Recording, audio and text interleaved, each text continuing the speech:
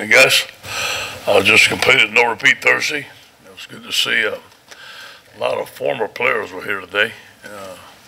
Guys that played in 79, 80, 81, 82, Rydell, Melisson. Great players like that were here. It's good to see those guys. Lyman White had a group of guys around and gives a big boost to our team, just like Duke Riley spoke to our team last week. We had a good day today, and guys were ready. We had a good week of preparation. It wasn't perfect by no means, but I think the guys have a mindset that they're ready to go to battle on Saturday. We know this is a tough opponent. We know that they've started their games very fast. They've beat some SEC opponents very handily. We've got a lot of respect for them. We're going to be ready to go. Any questions? Did you feel like there was more, I guess, life to the team after that win in Florida? Yeah.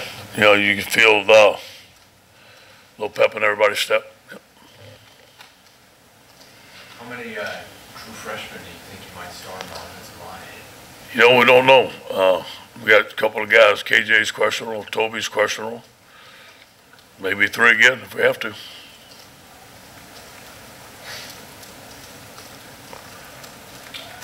And in very general terms, what are some things you can do to kind of protect if you've got to play those younger guys at tackle to? Yeah, you know, we have to run an offense. You know, they're very good.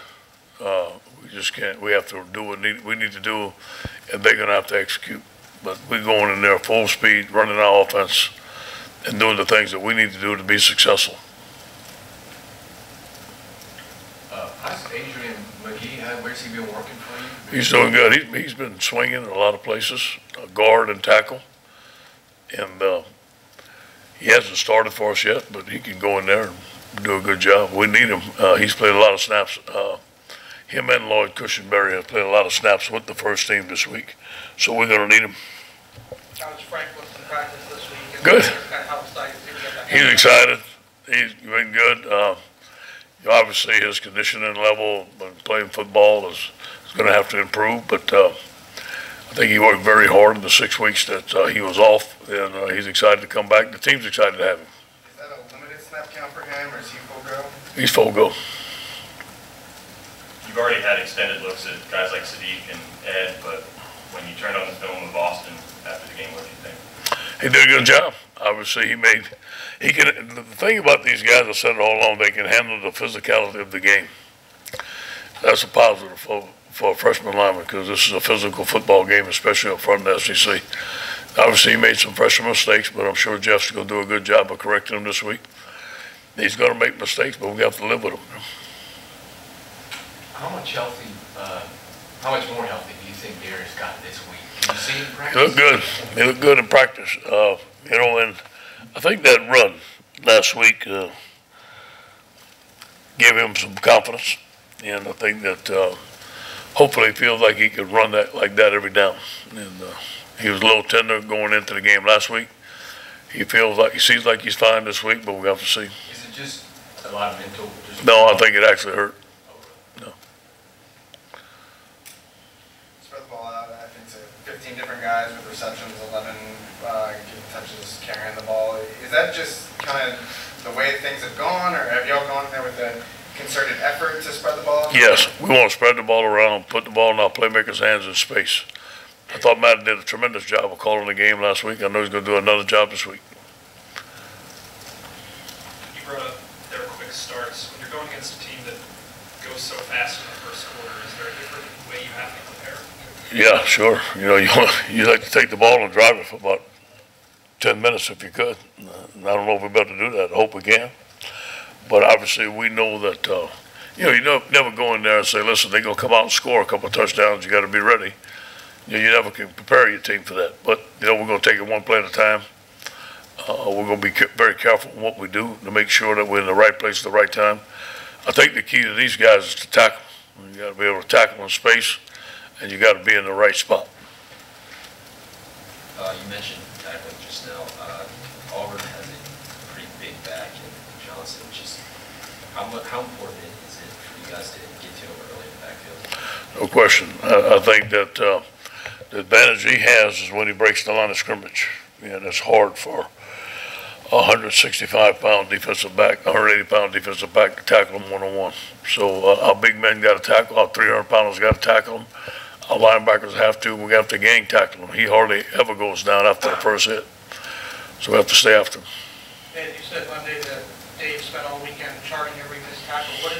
How does that benefit you? Well, it really, at each position, there were different tackles that we were missing. And there was a certain percentage. And he gave us that certain percentage. So I worked at outside linebacker. So we worked at a certain, we were good at one tackle. We were okay at the next tackle. And we're not so very good at this certain tackle. And so we had to do it. And that was open field tackling. So I think each group had a specific type of tackle that they had to work on. We worked on tackling every day this week, Monday, Tuesday, Wednesday, and Thursday. The techniques of tackling, obviously not the physicality of it every day. And I do believe you're going to see an improved tackling team.